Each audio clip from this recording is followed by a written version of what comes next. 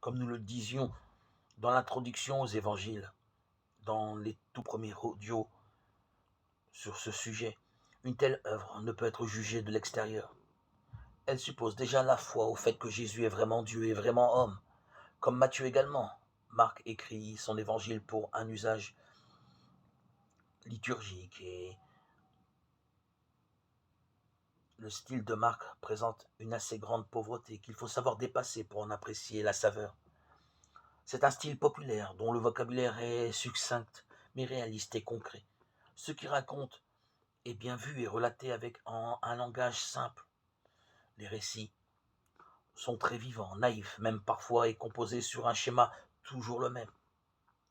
Tout ceci pour dire que la clé qui permet d'entrer dans Marc est moins facile à trouver que pour Matthieu l'hébreu et Luc l'évangéliste de la tendresse.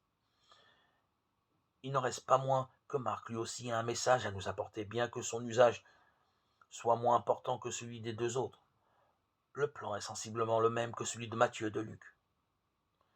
Dans l'introduction au ministère de Jésus de chapitre 1, versets 1 à 13, la première partie, Jésus est rejeté par ses compatriotes et se consacre à la formation des 12. En deuxième partie, le mystère du Fils de l'homme. L'introduction n'offre aucune caractéristique propre. C'est la prédication de Jean-Baptiste, le baptême de Jésus et la tentation au désert. En revanche, le ministère en Galilée ne s'ouvre pas sur le sermon sur la montagne, mais tout de suite par l'appel des 4 premiers disciples. Puis c'est la guérison d'un possédé à la synagogue de Capharnaüm, la guérison de la belle-mère de Simon-Pierre, dans la maison de qui Jésus se trouve avec ses 4 premiers disciples.